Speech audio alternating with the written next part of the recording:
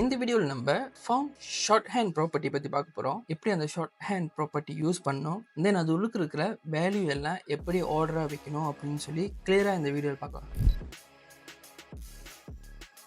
So found short hand ப்ராப்பர்ட்டினா என்ன அப்படின்னு பார்த்தீங்கன்னா, ஸோ இங்கே பேக்கேஜ் இன்ஃபோவில் தான் நம்ம ஃபவுண்ட் ஷார்ட் ஹேண்ட் போட போகிறோம். அதுக்கு முன்னாடி அதோட சின்டாக்ஸ் என்னன்னு பார்த்துருவோம். ஸோ ஃபவுண்டோட ஷார்ட் ஹேண்ட் வந்து ஜஸ்ட் ஃபவுண்ட் மட்டும்தான். இதுவுக்கு தான் வேல்யூ வரணும். இப்போ ஃபவுண்ட் வெயிட், ஃபவுண்ட் ஃபேமிலிலாம் இருக்குல்ல, அந்த மாதிரி வெறும் ஃபவுண்ட் அப்படின்ற ப்ராப்பர்ட்டி மட்டும்தான். அதுவுக்கு தான் உங்களோட எல்லா வேல்யூமே இதுக்குள்ளே தான் வரப்போகுது.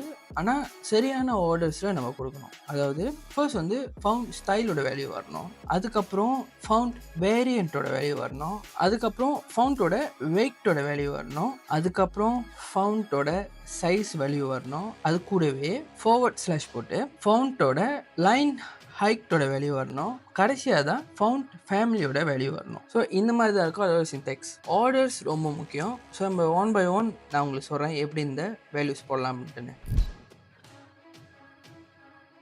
ஓகே, ஃபர்ஸ்ட் நம்ம ஃபவுண்ட் அப்படின்னு சொல்லி ஷார்ட் ஹேண்ட் ப்ராப்பர்ட்டி போட்டுக்குவோம். மஸ்ட் வேல்யூன்னு சொல்லி 2 வேல்யூ இருக்குது. அந்த வேல்யூ கண்டிப்பாக இருக்கணும். ஸோ மஸ்ட் வேல்யூன்னு பார்த்தீங்கன்னா சைஸும் ஃபவுண்ட் ஃபேமிலியும். ஸோ நம்மளோட ஃபவுண்ட் சைஸ் என்ன அப்படின்னு பார்த்தீங்கன்னா, இங்கே பாரு, இங்கே இருக்குது மேலே ஃபவுண்ட் சைஸ் 1.25 ரேம் இருக்குது. ஸோ இதை 1.25 ரேம் அப்படின்னு போட்டுக்குவோம். இங்கே போட்டுட்டு இங்கே மேலே இருக்கிற ஃபவுண்ட் சைஸை நம்ம கமெண்ட் பண்ணிக்குவோம். ஓகே, இப்போ ஃபவுண்ட் சைஸ் நம்மகிட்ட இருக்குது. அடுத்து மஸ்ட் வேல்யூ என்ன வேணும் அப்படின்னா உங்களோட ஃபவுண்ட் ஃபேமிலி பேர். ஓகே, இங்கே மேலே இருக்கு பாருங்கள் ஃபவுண்ட் ஃபேமிலி நேம். ஸோ இதை நம்ம அப்படியே காப்பி பண்ணிவிட்டு கீழே பேஸ்ட் பண்ணிக்குவோம். மேலே உள்ள ஃபவுண்ட் ஃபேமிலியை அப்படியே கமெண்ட் பண்ணிக்குவோம். இப்போ சேவ் பண்ணிட்டு பார்த்தீங்கன்னா, இப்போ ஃபவுண்ட் அப்படின்ற ஷார்ட் ஹேண்ட் ப்ராப்பர்ட்டியில் மஸ்ட் வேல்யூவான font size and font family இது ரெண்டுமே இருக்குது. நம்மளோட வெப்சைட்டில் பார்த்தீங்கன்னா பாருங்கள், நம்ம கொடுத்த அனோனிமஸ் ப்ரோ ஃபவுண்ட் வேலை செய்யுது ஸ்டில். ஓகே, ஸோ இந்த 2 வேல்யூவும் இல்லாமல் ஃபவுண்ட் ஷார்ட் ஹேண்ட் ப்ராப்பர்ட்டி வேலை செய்யாது. ஸோ அதனால் இந்த 2 வேல்யூ ரொம்ப முக்கியம்.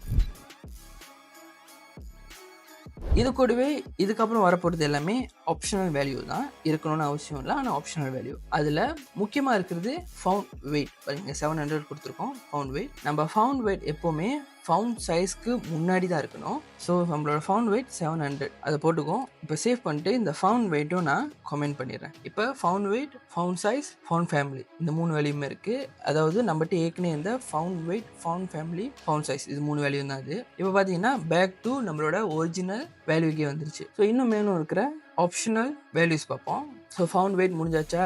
ஃபவுண்ட் வெயிட்டுக்கு முன்னாடி ஃபவுண்ட் வேரியண்ட் வரணும். அதாவது ஸ்மால் கேப்ஸ் அப்படின்னு சொல்லி ஒரு வேல்யூ இருக்குது, ஃபவுண்ட் வேரியண்ட்டோட வேல்யூ. நம்ம ஃபவுண்ட் வேரியண்ட் என்ன பண்ணோம் அப்படின்னா, ஸோ இங்கே பார்த்தீங்கன்னா உங்களுக்கு தெரியும், இந்த ஸ்மால் கேப்ஸ் அப்படின்ற வேல்யூ நம்மளோட ஃபவுண்ட் எல்லாத்தையுமே வந்து அப்பர் கேஸ் ஆக்கிடுச்சு. ஆனால் அதோட ஒரிஜினல் ஹைட்லேயே வச்சுக்கிச்சு பார்த்தீங்களா. ஆனால் ஒரிஜினலாக இருந்த அப்பர் கேஸ் அப்படியே தான் இருக்குது. ஆனால் ஸ்மாலர் கேஸில் இருந்தது எல்லாமே அப்பர் கேஸ் ஆயிடுச்சு. ஆனால் அதே ஹைட்டில் தான் இருக்குது. ஸோ இதுதான் வந்து ஃபவுண்ட் வேரியன்ட் பண்ணோம். ஓகே, அதுக்கப்புறம் அதுக்கெல்லாம் முன்னாடி வர்றது தான் ஃபவுண்ட் ஸ்டைல் வரணும். இப்போ உதாரணத்துக்கு இட்டாலிக்னு வச்சுக்கோங்க. ஓகே, இட்டாலிக்ன்ற ஃபவுண்ட் ஸ்டைல் வந்து ஃபவுண்ட் வேரியன்ட்க்கு முன்னாடி தான் இருக்கணும். ஆர்டர்ஸ் ரொம்ப முக்கியம். நான் சொன்ன மாதிரி பார்த்தீங்கன்னா பாருங்க இப்போ வேலை செய்யும். So font style, font variant, font weight, font size, கடைசியாக ஃபவுண்ட் ஃபேமிலி. இப்போ நம்மகிட்ட இன்னும் கடைசியாக ஒரு வேல்யூ இருக்குது, அதுதான் லைன் ஹைட். ஸோ இந்த லைன் ஹைட் அப்படின்றது உங்களோட ஃபவுண்ட் சைஸ்க்கு கூடவே ஃபார்வர்ட் ஸ்லாஷில் வரும். பேராகிராஃப்க்கு நடுவில் இருக்கிற கேப்ஸ் வந்து லைன் ஹைட்னு சொல்லுவாங்க. இப்போ 1ன்னு வச்சிங்கன்னா டிஃபால்ட்டான சைஸ். இப்போ பார்த்தீங்கன்னா அதே மாதிரி தான் இருக்கும், ஒரு மாற்றமும் இருக்காது. ஆனால் நீங்கள் 2ன்னு வச்சிட்டிங்கன்னா அந்த ஸ்பேஸை அப்படியே டபுள் ஆகும். இங்கே பார்த்தா உங்களுக்கு தெரியும், இப்போ டபுள் ஆயிடுச்சு.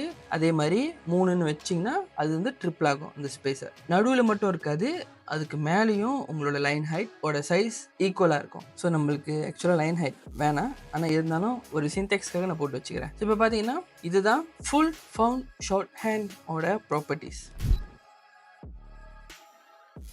ஸோ நான் சொன்ன மாதிரி ஃபர்ஸ்ட் இந்த ஃபவுண்ட் சைஸும் ஃபவுண்ட் ஃபேமிலியும் ரொம்ப இம்பார்ட்டன்ட். ஃபவுண்ட் வெயிட் போட போகிறீங்க அப்படின்னா ஃபவுண்ட் சைஸ்க்கு முன்னாடி தான் போடணும். அதே மாதிரி அதுக்கு முன்னாடி ஃபவுண்ட் வேரியன்ட் கண்டிப்பாக இருக்கணும். அதுக்கு முன்னாடி தான் இட்டாலிக் இருக்கணும். ஓகே, நீங்கள் ஆர்டரை மாற்றி போட்டிங்கன்னா வேலை செய்யாது. அதே மாதிரி எப்போவுமே ஃபவுண்ட் ஃபேமிலி கடைசியாக தான் வரணும், நடுவில் வரக்கூடாது. ஸோ இந்த ஆர்டர் உங்களுக்கு ஞாபகம் வச்சுக்க கஷ்டமாக இருந்துச்சுன்னா ரொம்ப சிம்பிள். நீங்கள் கூகுளில் போய்ட்டு ஃபவுண்ட் ஷார்ட் ஹேண்டோட ஆர்டர்ஸ் அப்படி தட்டிங்கன்னா அதுவே வரும். ஸோ இது ஞாபகம் வச்சுங்க கூட அவசியம் இல்லை. ஆனால் இது யூஸ் பண்ண போகிறீங்க, உங்களோட கோடை இன்னும் சிம்பிளாக ஆக்க போகிறீங்க அப்படின்னா நீங்கள் இந்த ஃபவுண்ட் ஷார்ட் ஹேண்ட் யூஸ் பண்ணலாம். ஸோ இதில் நம்மளுக்கு லைன் ஹைட் தேவையில்லை, ஸோ அது நம்ம அழைச்சிருவோம். அதுக்கப்புறம் ஸ்மால் கேப்ஸும் இட்டாலிக்கும் தேவையில்லை, அதையும் நம்ம அழைச்சிருவோம். அழைச்சிட்டு இப்போ இங்கே ஃபவுண்ட் ஷார்ட் ஹேண்டில் இந்த வேல்யூலாம் இருக்கிறனால மேலே இந்த ஃபவுண்ட் வெயிட் தேவையில்ல, ஃபவுண்ட் ஃபேமிலியும் தேவையில்ல, அதுக்கப்புறம் ஃபவுண்ட் சைஸும் தேவையில்ல, அப்புறம் இந்த போர்டும் நம்ம யூஸ் பண்ணல, இதுவும் நம்மளுக்கு தேவையில்ல. இப்போ பார்த்தீங்கன்னா இன்னும் நம்மளோட கோடு சின்னதாயிருச்சு, ரீடபிளாகவும் இருக்குது, அண்ட் தென் க்ளீனாகவும் இருக்குது. இப்போ நான் எல்லா வேல்யூலையும் இதை நான் போய் பண்ணுமான்னு கேட்டிங்கன்னா ஆக்சுவலாக நான் பண்ணணும்னு தேவையில்ல. ஏன்னா ப்ராப்பராக செப்பரேட்டாக வைக்கிறனால பார்க்குற உங்களுக்கும் நான் என்ன பண்ணுறேன்னு புரியும். அதனால அதுவே நீங்கள் எல்லாத்தையும் ஷார்ட் ஹேண்டாக மாற்ற போகிறீங்க அப்படின்னு யோசிச்சிங்க அப்படின்னா நீங்கள் மாற்றிக்கலாம்.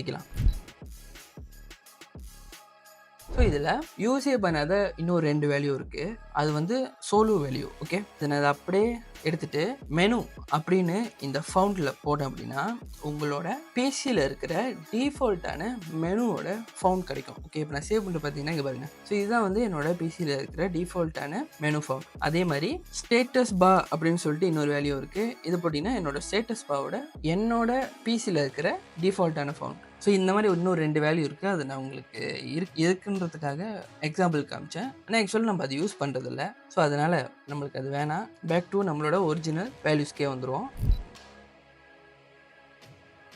So found short hand use பண்ணுறதுனால எவ்வளோ ப்ரோஸ் இருக்குது, எவ்வளோ கோன்ஸ் இருக்குன்னு உங்களுக்கு தெரிஞ்சிருக்கும். நான் சொன்ன மாதிரி ஆர்டர்ஸ் ரொம்ப முக்கியம். ஓகே, ஸ்டைல், அதுக்கப்புறம் வேரியன்ட், அதுக்கப்புறம் வெயிட், அதுக்கப்புறம் சைஸ், அதுக்கப்புறம் லைன் ஹைட், அதுக்கப்புறம் ஃபேமிலி. சைஸ், ஃபேமிலி இது 2 தான் ரொம்ப இம்பார்ட்டன்ட். ஓகே, வெயிட் தான் 3ஆவதாக இம்பார்ட்டன்ட். மற்றபடி வேறு என்னென்ன வேல்யூஸ் கொடுக்கணும்னு நினைக்கிறீங்களோ ஆர்டர் படி நீங்கள் அதை யூஸ் பண்ணலாம்.